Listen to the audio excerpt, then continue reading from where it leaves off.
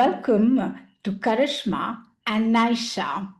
To kick off this season, I've decided to dive into the exciting world of the English Language Assistance Program in France, a fantastic opportunity for Indian students to teach, travel, and immerse themselves in the French culture. And to share their insights, inputs, and journeys, I'm joined by Karishma of La Kahani Française and Naisha, both erstwhile language assistants with the fondest of memories, and Shivangi, who has just begun her journey as an English language assistant in France. Hi, Karishma. Hi, Naisha. Welcome to the podcast. Thank Hi, you. Komal. Thank you so much for inviting us. Yes. Pleasure is all mine. So excited to have you all on board. Karishma, please tell us a little bit about yourself. I'm not sure if all of you all know this, but I'm actually a lawyer by profession. I've studied law, and post that, I went for assistant d'anglais in 2019-2020, and I came back right before the pandemic. So it was something I did I was at the right place at the right time. Otherwise, I wouldn't have been able to go for the program. And I could say post that somehow my paths changed. That's a long story. Maybe I'll bring that up during as we go ahead. But I started teaching French temporarily online. And eventually, I could say this program made me fall a lot more in love with French and made me, in fact, change my profession from being a lawyer to today running La Kahani Française and teaching French online. So, voila. Very exciting. I had no idea that you've had a reconversion professionnelle. Yeah, And c'est ça. that too in a domain that is probably not one that we would link with, where one goes with after becoming a lawyer primarily. Definitely. Great to hear. And yes, I agree. You got to experience France just at the right moment in time. So great for that. Thanks for your introduction. Hi, Naisha. Welcome. Please tell us a little bit about yourself. Yeah. Hi, Komal. Hi, Karishma. It's so great being here. It's my first podcast, and actually, I've always wanted to be a podcast guest. So, uh, here's to making that dream come true. And yeah, I mean, a little bit about myself. I'm 23, and I went to France 2 years ago when I was 21. So I've done the assistant program twice now, and it like I had a completely different experience each time. The first time I was in a small town in the northwest of France, and then the second time I was very close to Paris, and I also picked a secondary school the first time, and then in the second year I chose a primary school. So I just really wanted to like shake up my life in the best way, I guess. And yeah, I just really, it was such a cool experience, like so incredible. I met so many people and had such interesting conversations and traveled so much and ate the best food, and I wish I could like do it all over again, because I was so scared when I first went. Like I was all on my own, for the first time ever, and I was petrified. Is that really the objective? Like, that is how you felt when you were there by yourself? Um, no, it was very exciting, but initially, like when my flight landed, that's when I was, really scared. I think that was normal, and then, I almost missed my train also, which is like crazy. Like we were running for our train, and we had these huge suitcases, and I was so starry-eyed, being in France for the first time, and it was. I'll never forget that day, basically. You painted a great picture for us. You had your DDLG moment, no, Naisha? Yes, but there was no Shah Rukh, yaar. But I love Shah Rukh. I love him so much. So it was actually a horror movie. Like the way I was panting. Oh my. Yeah. All right. But to rewind back a little bit, thank you so much, Naisha, for your introduction and painting the picture that was all that your first day looked like for us. I want to know exactly what does this program entail? So, I could say mainly it's teaching English, and as it depends from school to school. Sometimes, like in my school, I was given a lot of freedom to choose the way I want to teach something. So it's basically teaching English in, it could be one primary school, two, three, even four sometimes. And it's always nice to have, since we all come from Anglophone countries, we also share our culture and how the language is actually spoken in day-to-day life. So I would say assistant d'anglais is kind of for Indians, it's like bringing India to their doors. And also, so sharing our culture, but at the same time integrating that while we're teaching English. So a blend and mix of both, I would say. Absolutely to the point. Thank you so much, Karishma. And you, like when you say that it's a blend, for both the culture as well as the language for us, that's what we bring to them while they offer the language for us. Naisha, if you had to give us, some key points of your experience while you did this program, what would those be?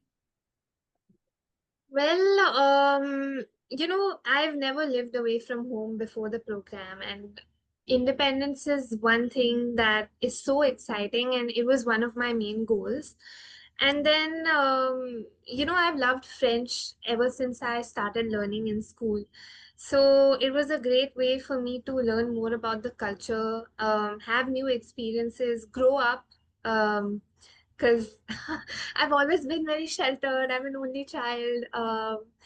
So, and I'm a girl child as well. So, I mean, my parents don't put any restrictions on me, but they love me so much. So, it's it was crazy.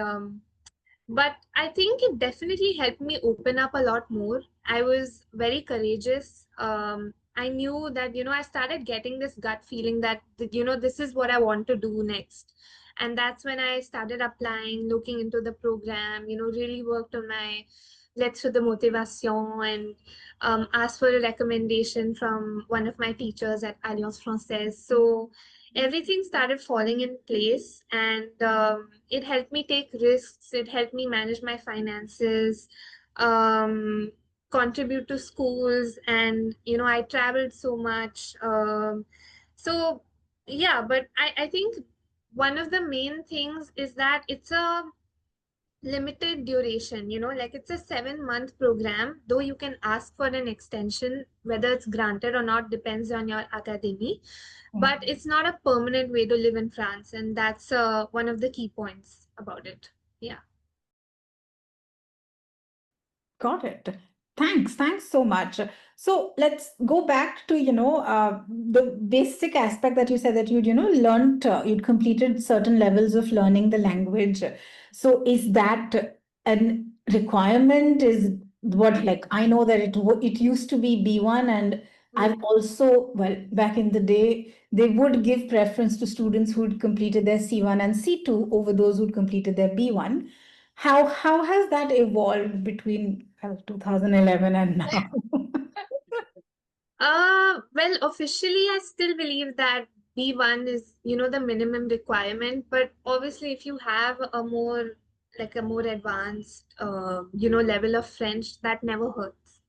And and it'll definitely help you with like day-to-day life and communication. And um, I feel like, I mean, I know people who have been put on the waiting list, though I don't know people who have been rejected. They have become a Oh, lot more accepting, of Indians in particular, because we are very sincere. And someone from, my PR, my prof referent, she said that, schools are generally very happy with Indians. So we have an advantage. They don't really complain about us. Uh, yeah. so You're not the first one to say that. Shavangi also mentioned that yesterday, that there is an affinity for the Indian language assistants Mhm. that are going there. Was that also your experience, Karishma? I would say, in fact, when I had gone, we were about 100 who were selected back then. But now, even when I had gone during the training that we have in Delhi, as compared to Americans, it's honestly nothing because Mm. Americans are in like thousands or even more than that, I could say. So even in Delhi, they told us that they, would want to continue increasing this number every year. So I think definitely if we meet all the criteria, then the chances of getting selected are quite high. But I do know some people who were also not selected for the program because they didn't have a 7.5 in IELTS. So I think that's like quite mandatory. If you don't have that, then it's just I don't think they would even go ahead and read all your lettres de motivation and all of that. Of course, I mean, given that you're going to become an English language assistant, I think that goes without saying that you need to have at least the 7.5 Point score five. that is Yeah. required. Fair, fair, absolutely fair. But so if you had to, tell us a little bit about your application process, Karishma, what was the toughest point for you, in your application process? I think back then it was still easier. I think for me, it was the lettre de motivation because I had the 7.5 in IELTS, I had B1 plus, and all of that was sorted. I was a student when I applied because for a lot of people, they're not a student when they apply. They'll apply maybe in their late 20s or something. So all that was sorted. But I think the lettre de motivation is something because I've also applied for Army Seed, which was another program. And for that also, we had to apply for with the lettre de motivation. But the lettre de motivation varies a lot for both the programs. This needs to be a little more formal, but at the same time, it needs to be a bit more creative and it needs to be unique, original, your story. So I think back then it was still easier to write it, but now with ChatGPT, I think every letter is going to look like a replica of each other. So it becomes even more complicated, I think, for people who are applying today to, because a lot, I have made this whole video where I'm sharing how to write a letter de motivation. And I have people asking me, can you give me your sample? But I think in the end, it's your unique story that you have to portray. And nobody else can tell you how to do that. You have to do that. So I think that is something which a lot of people can find a bit challenging to, write and not copy or just be a replica of something that exists. Okay, that's fair. I completely agree that the upcoming cohort have that one new challenge, how to stand out in a world of easily, beautifully, wonderfully drafted lettres de motivation. Okay, thanks for that insight. That had not even come to my mind because yes, while I do enjoy using AI tools, I still like to use my brain for a lot of. Yeah. Okay, all right. And were there any difficulties that you had with the application process, Naisha? Um, Not really. I think it was pretty smooth sailing on the platform ADELE. Okay. But one thing that was quite challenging for me and my father, who helped me out, was obtaining the police clearance certificate because I actually have a foreign passport because I was born somewhere else. Okay. And even though I was eligible for the program, obtaining the PCC was a bit more complicated. So Okay. we had to, consult another police officer and go sit at the police station. And, my dad very kindly helped me out with that. Uh, but yeah, I mean, it was pretty easy that way. I just, with the lecture, the motivation, that was also, I mean, I'm a writer. I really like writing. I have a blog too. So it comes kind of naturally for me. It didn't take too much of a hassle. Okay. And yeah, as Karishma said, you have to just like, write your story and paint a very beautiful picture and write it, really like just describe it in the most eloquent manner. So that was great. And as long as you write from your heart, I don't think that they will Yeah. reject I You. agree. Yeah.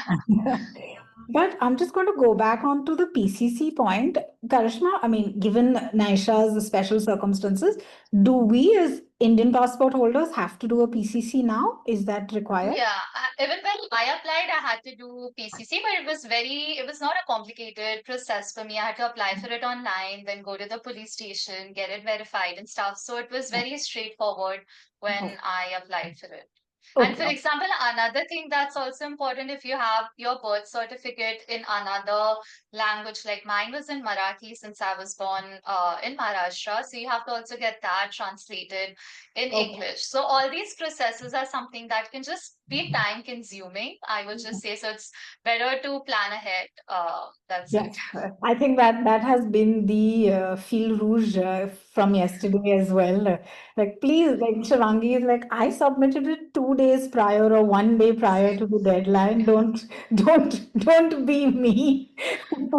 But the idea is to do your research well, and that's the case for, whatever it may be it a master's program or the assistant program.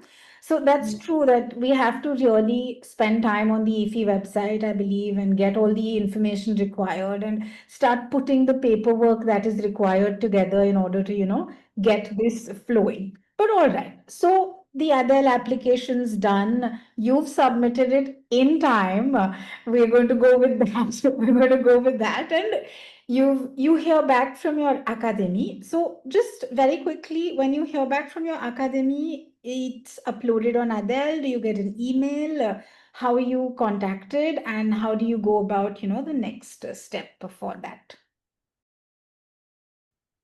So it's uploaded on others. There's your application status. You have your number, your unique file number. Then you have the status whether it's still processing, whether it's still pending, and then once it's accepted, it's either accepted or rejected, and then you get to know pretty quickly. If you check every day or every other day, and then there's also an assistant group wherein if somebody else checks, then they message, it's come, oh my gosh, and then everyone else will check automatically. So yeah, that's very helpful. That's great. That's great. That's great. So there is more connectivity today. There's a lot of homogenization as far as these updates are concerned, which means Yeah, definitely. that's great. Oh, wonderful. So visa process then. How hard or easy of a process was that? Now that you've received your letter from your academy, you've probably found your accommodation either granted by school or you've located it. How easy was the process after that? I think it was pretty straightforward. If you have all the documents in place, like your arrêté de nomination, and if you're staying with somebody, then all the necessary documents that you need for that. I think if you have all of them in place, it's not very difficult. I mean, it's a very straightforward process, I would say, in my experience. So just very quickly, when you're applying for the visa, you're looking for your arrêté de nomination, your document de hébergement, logement, whatever that is, Yeah. your billet aller-retour as well, or just aller simple? I'll sampler. Okay. I think that's That's good fine enough. as well. All right. And any financial documents that you had to submit as well, like a standard visa process? Because I'm assuming this doesn't fall under a tourist visa, right? So you're going on on a temporary work permit as well. So did you have to also submit financial documents, any other paperwork? They I think were, I did. I'm sorry. So yeah, yeah, I think I did submit some basic income tax returns, but it's been a while, so maybe Naisha, you should go ahead. Um, Actually, the first year, the visa application process both were smooth only, but the first year was a little more straightforward with the bank statement and stuff. The second year, I remember them mentioning that you should submit it. So I got one printed, but it wasn't the page that they wanted, and the printing charges itself at the visa office are really expensive. So I was like, I'm not going to sub again. You're going to make me spend like 200 rupees on one single page. Like, this is not happening. And it didn't really affect my like how much duration, how much time they gave me for the visa. I got like a 8 month visa, I think. Oh, And the first year it was 1 year. So I think it's kind of just up to them. Though at the visa office, they were like, oh, don't be surprised if it gets rejected or something like that. So they were acting a bit weird, which made me a bit irritated, honestly. obviously. Well, I'm not even in the visa office and I'm irritated, so it's fine. Okay, all right. So you are done with your visa, your orientation, you've arrived in your cities after your DDLG or non-DDLG moments. And you have, your logement and all in place. So tell me what your first few days looked like and what's it like? Like, what is a day in an English language assistant? Sorry, what does a day as a language assistant look like? I could say the first initial days you would be attending some training sessions. Like we had about a week of training sessions. And then that was also quite interesting because they gave us some insights on what to do, what not to do, how to teach. Because for some of us, like for me, I was teaching kids, I was in pre-mel, so I was teaching kids that young for the first time. What are the topics you can talk about and you should not talk about? So a lot of things like that. It was also a nice opportunity to meet everybody who was in our academy at that point of time. So I would say the first week was that. And then I also had some sessions in the schools where I had to just go and observe different classes, what they were doing. So I would say the first 1.5 week goes in doing all of this. And then after that, you receive also your emploi du temps. And then you know when you're going to teach where in which class. Okay, got it. What about for you, Naisha? Looks sounds familiar. Yeah, definitely. I mean, it was pretty similar. Yeah, there were a few observation, classes where I would sit at the back and just take notes and um so yeah, I think the start they like sort of ease you into it, they're not just gonna throw you into the deep end and expect you to swim. Yeah, and then there were orientation sessions, obviously, but something that I really liked, that differed between the first year and the second year was that in my second year, I was with Académie de Versailles, and we had one training session every month, which was very nice. And we met all the other assistants from our zone, and that way we could become better friends. And with that constant contact, at least once a month, to milenge he milenge to. Of Uh, course. yeah, so that was cool. I think I would encourage other academies to do the same. Okay. I will hope that the various academies tune into. No, I mean, I agree with you. It does make a lot of sense because whatever be the situation, you want to interact with people who are in a similar place as you are, and so it's fun. Your network grows. You're able to, plan stuff. You know who's around, who you can, reach out to in case of need or urgency or whatever the case, it may be. So it's a great idea, and you get to share resources. So I think that's also really important as a language assistant, especially with so much available on the internet today. You don't know what's right, what's not right. Like I had curated all my classes by myself. Like I don't remember being dependent on, tools that were available online. I had to look for the images. I had to make all the PowerPoints. I had to come up with the lesson plan on my own. Well, now we live in a very happy world.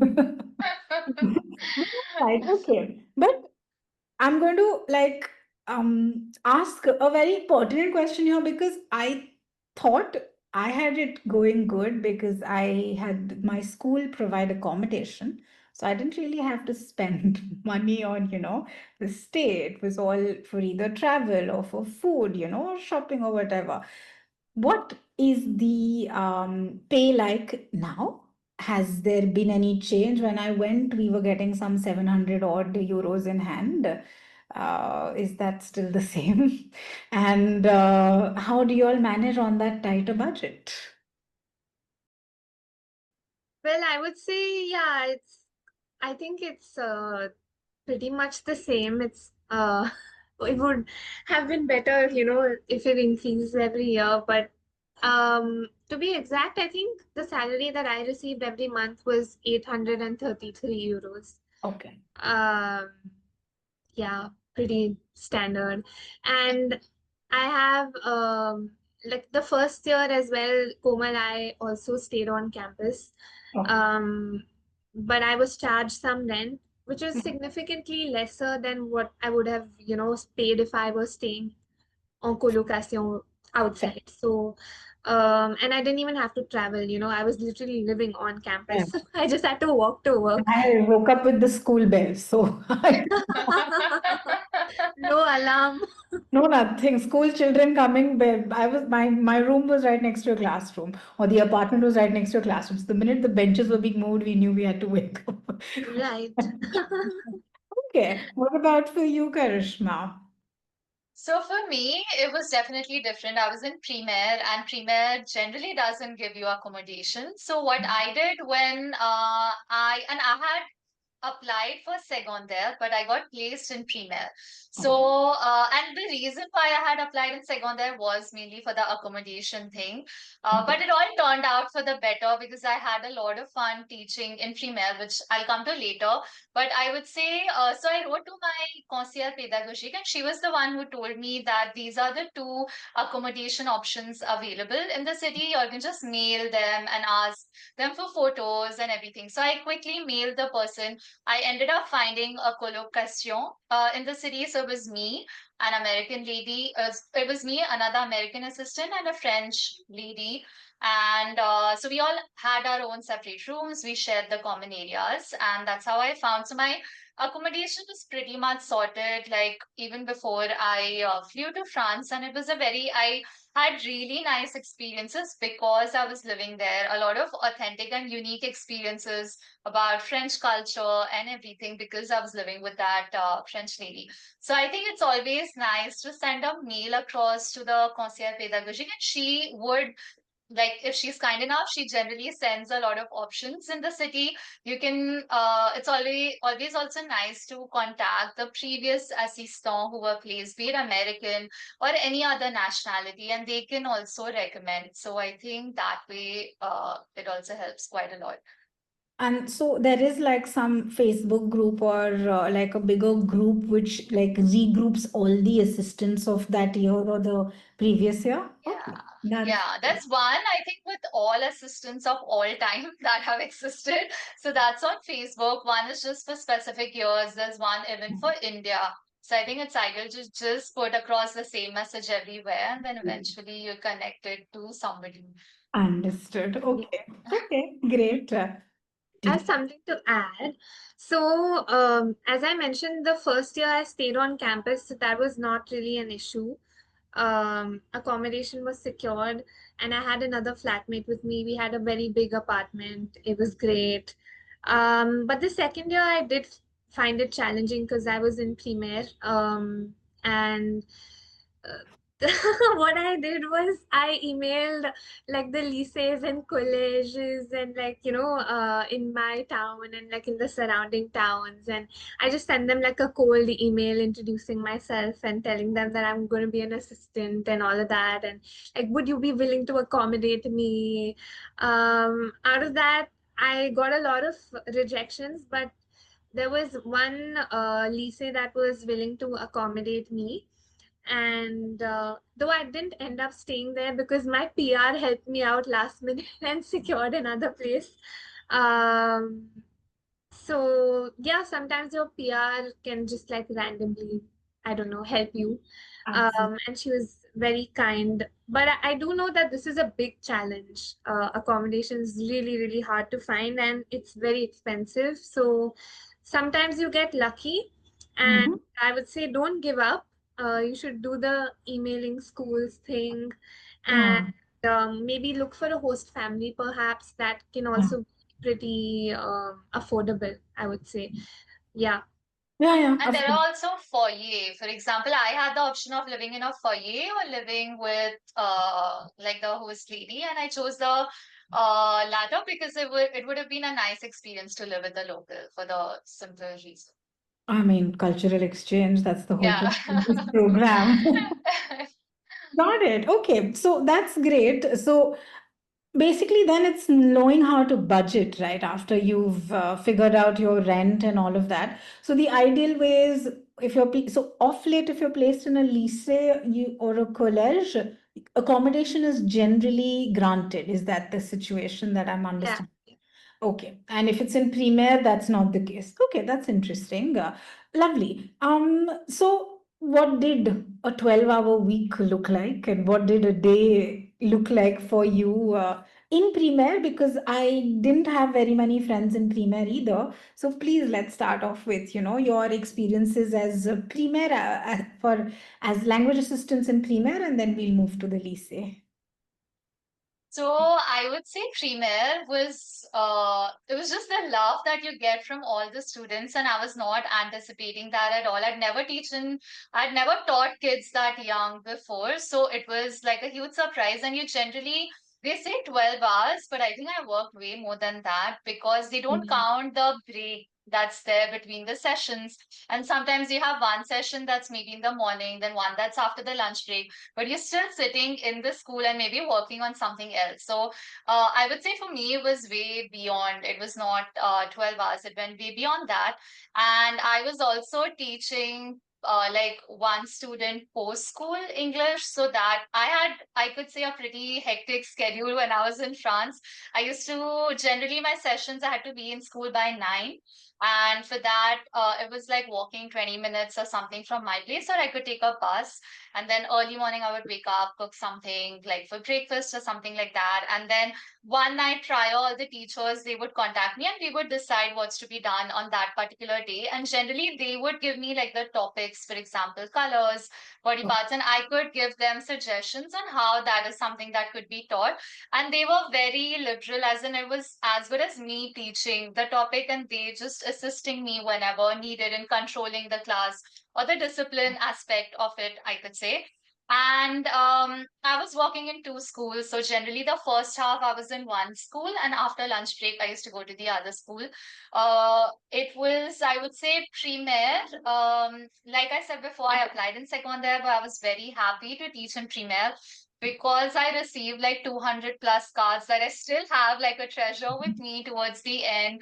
And the kids, they were always so excited. Every time I walked into school, they made me feel like I'm some celebrity or something like that. They used to shout Karishma, Karishma, and they were just so excited to talk to you, speak to you. So I think all that just makes you feel very special. And generally, in a very traditional, maybe school setup in India, I wouldn't have got like a similar experience. So I really cherish that. And it also taught me how to teach children because I still had some experience teaching adults, but teaching children the creativity that it requires, the games you can play. Even though I was teaching English, I can adapt all of that now when I'm teaching French in my lessons. So I think that is something that really helped me a lot, I could say. Wonderful. I mean, yeah, kids are adorable. There's no doubt about that. I used to babysit, and so I know that, I used to do it pro bono because the lady, my colleague teacher, she lived in the apartment next to mine. And so whenever she'd run her errands, I'm like, yeah, yeah, I'll take them. It's fine. I don't have a problem. So it was damn cute, working with them and being around them. I'm pretty sure now they've like gotten into being adults and, boisterous adults and all. But yes. What about you, Naisha? How was your experience in primaire? You said you were in Versailles, right? Sorry, what academy were you in, Karishma? I was in Nantes, and then I was placed in not a very touristy city called as Angers, which is, Oh, yeah. yeah, like about 3 hours from Paris, I could say. Okay, nice. Great. And you were in Versailles or you were in a town around Versailles, Naisha? I was actually in Puteaux, Yeah, which is very close to La Défense. I And know. so, yeah, I mean, immediate suburb of Paris. That was very cool. And we could actually, oh my gosh, so not from my bedroom window, but I stayed in a school, right? So there was a huge playground when we went down, and the trash, like the bins were also there, so we needed to throw our trash there. And every time I take out the trash, I could get the view of the Eiffel Towers. Yes, yes. Very glamorous. For the couple of minutes that we did. Yeah. And my flatmate mentioned that she would try and take out the trash when it would sparkle. So yeah, that was fun. It was a very different experience from Sugandhar, and the kids are so cute. Like they'll just randomly come and hug you, and like they get so excited to see you, and you play so many games with them. It was really like it just made my day, like their smiles just made my day, and they were so curious and so enthusiastic to even like explore our culture and know more about it. I actually did some Bollywood dance workshops with them. So that was really fun, and they loved it. And I taught them how to do like thumkas, and there was this one kid who couldn't do it properly. And he was like, oh my gosh, this is horrible, I'm doing it really badly. But he was so cute, and I would Yeah. pull their cheeks sometimes. And yeah, I miss them a lot. And then the time I felt like a celebrity was on the last day, Karishma, because they wanted me to like give them my autograph, and they Autograph, yeah. yeah, can you sign here? Can you like give us your address? We want to send you letters, and like, can you give us your email address? And oh my gosh, I felt so overwhelmed and so important that day. And I actually got a sense of how celebrities are swarmed every single day, and I was so overwhelmed. Like it was crazy. But yeah. That is Like, really cute. Uh, so and no, no, Naisha, continue. no, I just wanted to say that you need a lot of repetition when it comes to primary to reinforce vocabulary, and then accordingly you don't have to prepare too much material, I feel, then, because you can just reuse the PowerPoint that you did last class. And then they'll do like some matching exercise, some game. They love Hangman, obviously. They love Pictionary, um, all those like basic games. And then, if I'd run out of ideas, sometimes ChatGPT is always there to suggest something. So, Not there when I did it, but Yeah, yeah. I didn't even have ISL collective when I did it. yeah, but sometimes you just get the most random ideas when you're like in the washroom or something, or like in the shower. I totally get that. Don't worry. Don't need to apologize. But Karishma, you wanted to add? yeah, I was just saying, I think the kids there were quite curious, like Naisha said, to know about our culture. For example, the ones who were in CP, the youngest ones, 5, 6 years old, they really wanted to learn yoga. First of all, I was so surprised that they even know about yoga. So one day we learned body parts through a yoga lesson.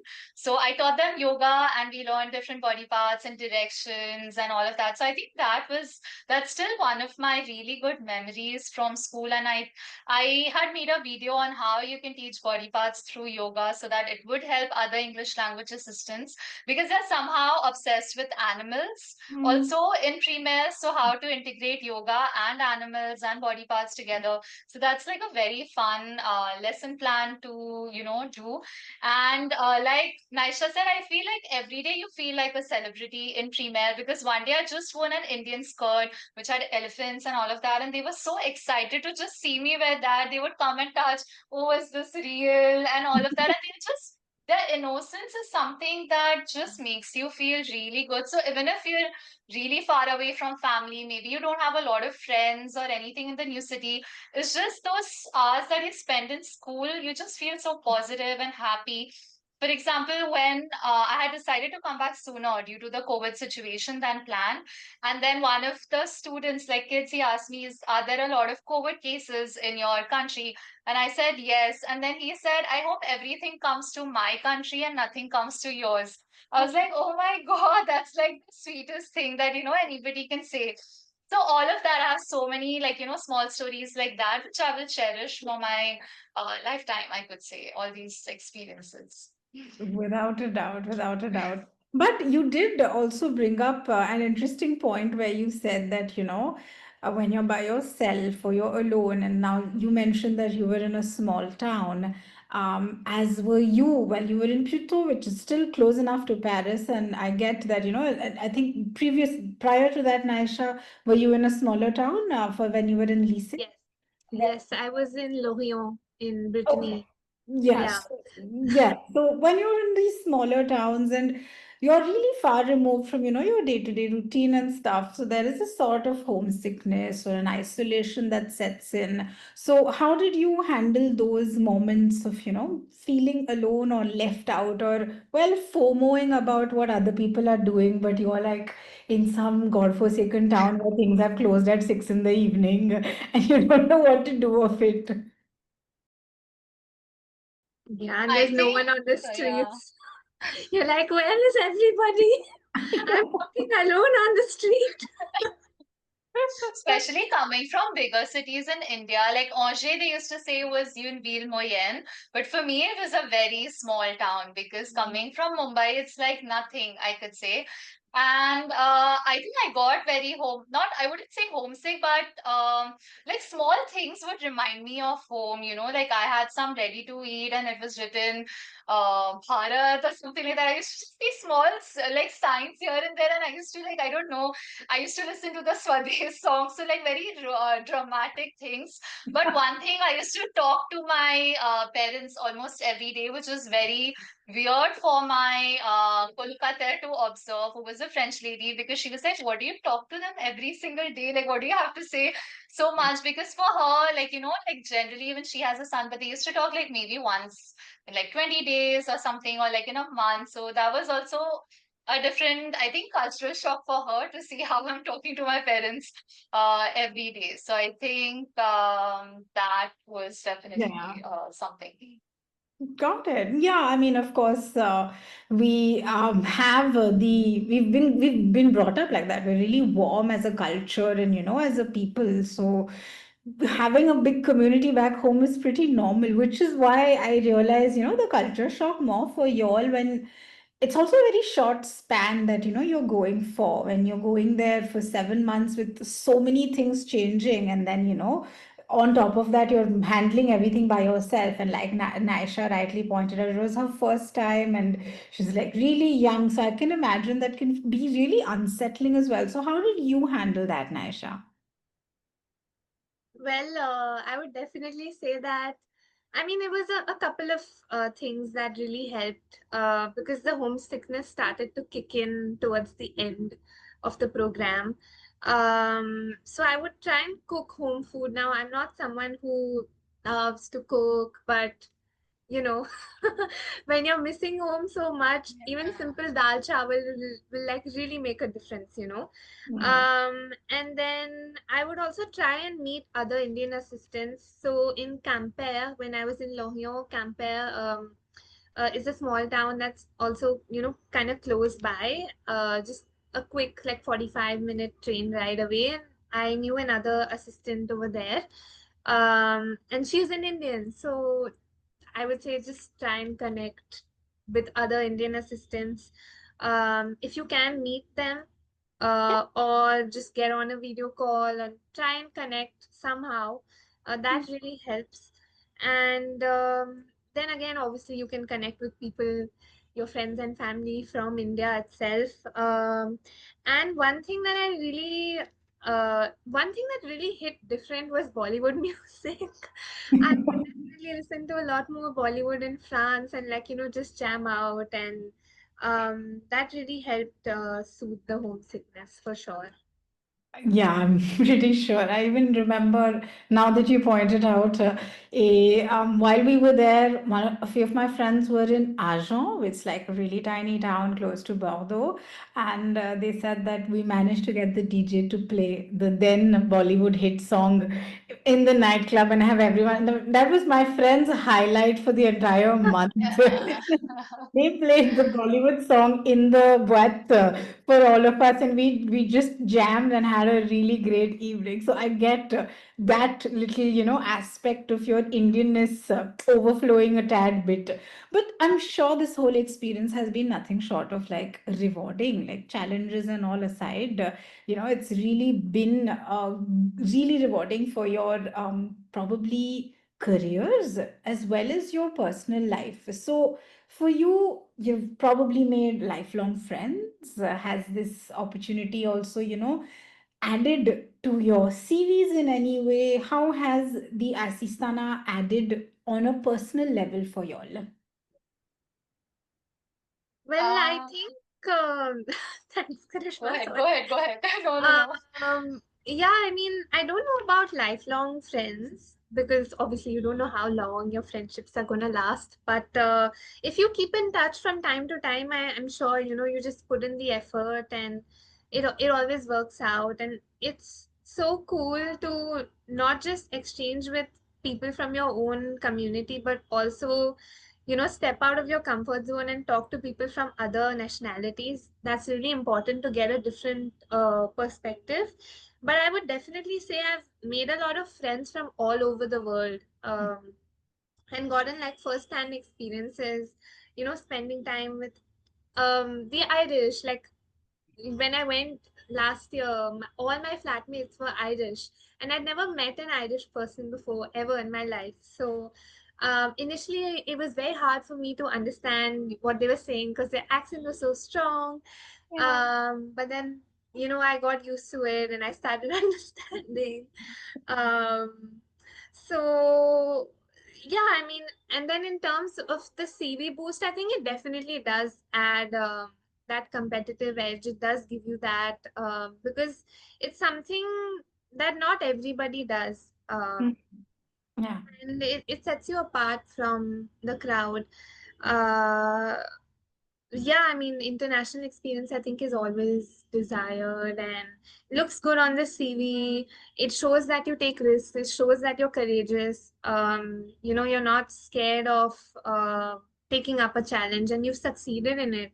Mm. That you didn't quit the program and leave halfway or something like that. So I think that really matters. And also, India-France relations are also really good. So at the moment, I mean, we just keep Yes. yeah, we just like keep coming up with so many like partnerships and I don't know, tie-ups and this and that. So that always makes me very happy. Yeah, Yeah. I'm sure. I'm sure. Thanks for that, Karishma, you were saying. Yeah, so I think the program definitely, like, I had a lot of people asking me this, and especially for me, like, I did law, and after that, I decided to go for this program. So that was also a difficult decision to make, I could say. And I just thought of doing this program before getting into the whole law firm job life, because I was like, once I'm in that, I can't just go away randomly for 7 months to do something that's not related to this. But I would say, even when I was studying law, I was pursuing French. And during my interviews, of course, they would ask me law related questions. But when they saw that I've been for Army Safe, the cultural exchange program, I've done this, it was always, they were very curious about it. And they would ask me a lot more questions about that as well. So, irrespective of whatever field you're pursuing, I think the program uh, would definitely make your CV shine slightly brighter, I could say, amongst the millions that are already there. And it also helps you improve your personality, definitely, about like you get the confidence to just travel anywhere in the world by yourself and not be lost, I could say. So it gives you that confidence boost that you need of working with so many people of different nationalities. Like, even when all of us were speaking English, like, once there was, like Naisha said, there was someone from Australia, from the US, and from South Africa. So all of us were speaking English, but in our own accents. So I think that was also really, interesting to observe. And moreover, if you are someone who wants to get into teaching, then Mm. definitely the program gives you a very different experience that you probably wouldn't get otherwise, of working in a French public school, and all of that. So I think if you're sure about getting into teaching, you should definitely apply for the program. But even if you're not sure about getting into teaching, you should still apply for it because it's just the entire experience, and you never know where life may take you. Like today, I switched my career from law to French, but that was not my plan when I applied for the program. And because of the program, I've connected with so many people even post the program. Like there are so many French people living in Mumbai, and there was a French journalist who got in touch with me to get to know about the program a lot more. So I have made so many new connections, I could say, because of this program. And I started my account La Kahani Française while I was on the program. So I could say I have a lot that I owe to the program, and it has just made my life a lot different than I would have imagined it to be. I didn't take the traditional path, but it just made me a lot more experimental, I could say, in life. So that definitely helps. Yeah, and in fact, I agree. So you started the account with, your journey as a language assistant, and you've like that has been your kahani, your story, as you've gone along. So what else, apart from being a language assistant, was your motivation to, talk about in that account? Like, what other things were you talking about? Were you like exploring France, and is that your vision of France, or was it exploring Europe? What all did you manage to cover as Karishma from La Kahani Française? Tell us about that. I could say as I have evolved over the years, the account has also evolved over the years because I started way back in 2019, November, to just share my travel stories on the other account when I was traveling in France. And it was like, even today, if I like really scroll down, I have so many stories that I've shared from Assistant d'Anglais. And it's just like something I can always go back to and read and relive those memories. So I started it off just like, a virtual album for myself, for my future kids. Maybe in the future, we can all just go check those pictures together. But over the years, I'd never imagined it just turned into like where I'm sharing a lot about French language teaching, about the courses, and I really like teaching in a creative way. So I think the account has given me a platform to use my creativity as well as my French language skills. And also the program, I think we need to take efforts to speak in French. Otherwise, it won't really help you improve your French language. Like I know a lot of people who are placed in Nice, for example, everyone speaks English in Nice. So it didn't really help them a lot improve their French.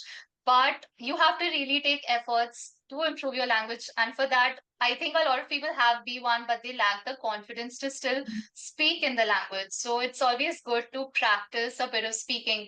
So I have a lot of my past students who sign up for conversation workshops and all of that before they go on the program. So that Yeah. way they're a little more at ease when, they talk to natives. It can be a bit overwhelming for the first time, I could say. Absolutely. I agree. It can be not just a tad bit overwhelming, but really overwhelming too. Overwhelming. Uh, Yeah. now I think I've reached a stage where people just call me show off. But, but I do know that the first time that you're there and you've been practicing it in your head, you've been Yeah. practicing it in your classroom over here or locally. When you're there, the real deal is so different that you don't realize just how fun or challenging, either of the two it can be. So that I agree with. And Karishma's workshops or classes with Karishma, I'm sure, can help you, ease into the French language and the culture very well before heading to France for your assistant, or even maybe for a holiday after having done the assistant Yeah. and after a break. It's fine. But so kind of like to just close on this conversation, I want to know how much traveling did you all manage to get done? Because I know a school year in France is like Majja masti only from the way I saw it, especially when I explain it to people and they're like, wait, so when do they study? Like, do they study? When you do the système scolaire at niveau B2, C1, and they're just like, alors 5 semaines, et puis 2 semaines de pause, et puis oui, voilà, c'est ça un peu, tu vois, donc 5 semaines de travail, et puis 2 semaines de pause, et 5 semaines de travail. Non, mais est-ce qu'ils se souviennent de ce qu'ils ont fait avant? I hope so. I'm not so sure. But so clearly you were able to, enjoy the Toussaint break, the no vacances de Noël, the vacances d'hiver, as well as the vacances de Pâques, if you managed to hang around. Well, I'm not sure Karishma did, but because of the circumstances that you found yourself in due to the pandemic. But how much did you manage to cover in each of those holidays? Like, what were your travel destinations or your preferences? Do tell us about that. So, uh, I like for the first Toussaint break in the first year, a friend and I, we just did like the classic Paris. So, I was so excited. Like, I literally look back at those pictures sometimes and I was giddy. Like, the first time I saw the Eiffel Tower, I was so giddy that whole day. And we were, oh, and then we took the Bateau Mouche also along the Seine. That was really cool. We were singing Ruk Jao Dil Diwani. Like really loudly, and everyone was like looking at us, but we didn't care. So yeah, Paris was magical, and I think the first time that you visit Paris, it's always gonna be like the most magical experience. And then, if you keep coming back later on, it's still amazing, but nothing hits like the first time. And then I also went to Italy twice, covered some cities over there. Um, where else did I go? This year I went to Spain. I also ended up going to Portugal for a volunteering program during the summer that lasted for a week. So that was very cool. And explored some of France also. I really loved Grenoble. It was very, very pretty. And France is also like so diverse. So Yeah, kind of that's just true. depends on, yeah, kind of just depends on like your budget. Um, and like how much rent you're paying. You just gotta like schedule and like just budget that because traveling can be very expensive. Though I would say, you could purchase the SNCF carte Avantage Right, Jeune. right. That gives you some discounts sometimes. And I would say there are also some sales. So you can get some email alerts, when SNCF Yeah, sales are happening. And yeah, the French also love the train because it's like environmentally friendly. And there's so yeah. many dogs that I've seen on the trains as well, absolutely adorable ones. So, and like the journey is also just so scenic. So, um, yeah, traveling has been so unforgettable. I'm sure. I mean, thanks for bringing up the carte avantage and the carte jeune, because also it's important to kind of like understand that that is available only under 25 years. And so if you go in at a later stage, you're probably not going to be, able to benefit from that. And I'm going to join in on that and add, if you're under 25, please go visit all the museums. Yes, yes. So, but did you also manage to go around the same, like under the 25 age bracket, Yeah, Karishma? yeah, I did. And in my city, everything, even for transport, we had a lot of concessions and stuff if you were under 26.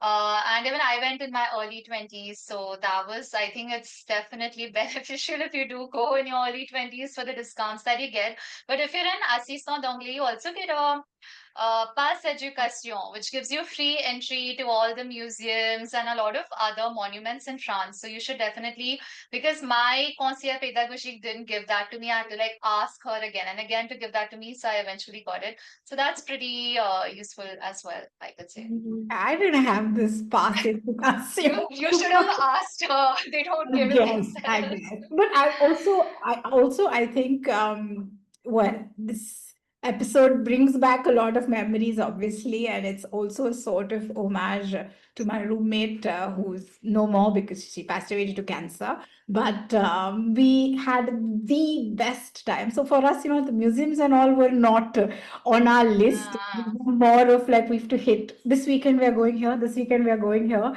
Like we really had a travel agenda that we both wanted to kind Yeah. of conquer. So I didn't just do the very basic few things. I think every alternate weekend we had a plan and we were somewhere. And so that was our goal. So, but I do realize Yeah. that, like, the museum came because I went for my master's at a later point. And then I don't want to pay 25 euros to go into the museum. Exactly. So that's where it's coming from, like if Uh, you don't have travel plans outside of France and you're going to be within France, then definitely, make use of the yeah. free and the Espace Education and stuff. If you were like me and my roommate, where you had a plan every alternate weekend, then please make the most of that. Yeah. Yeah.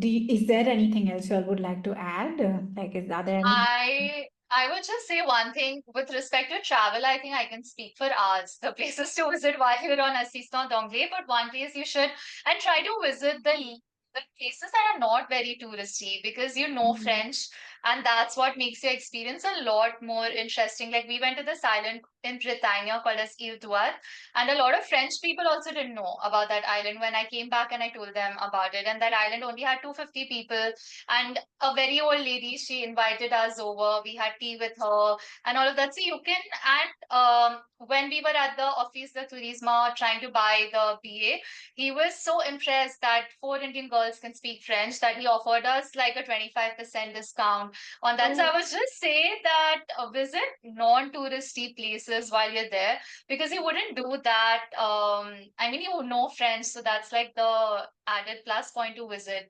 a lot of different places in France. And of course, I would say don't just visit places to like add countries to your bucket list because a lot of people do that. Just choose a few countries, explore them That nicely if that's something that you like doing.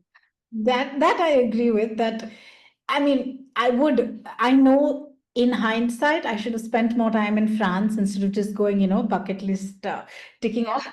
But over my master's program and all, I've made the most of my time in France. And, yeah, then I had my carte étudiante also to get me my yeah, discount and stuff. So I definitely do recommend covering France in over alternate weekends, if not other countries. yeah, Definitely, that I agree with. And yes, Paris is fun and Nice is fun, but probably the smaller towns around are equally fun. yeah, And you get definitely. to really like actually explore life in France much more closely than, when you're in a metro city. So that I will completely agree with.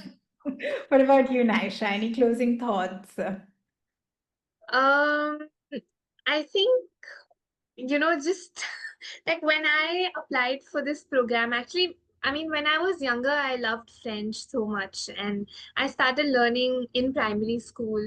And I had never imagined that I could go and live in France. I always thought that, maybe one day I'll visit and that's it. But I would encourage people to really dream big because anything is possible. And I think, the world is so big. Like, don't limit yourself and don't underestimate yourself.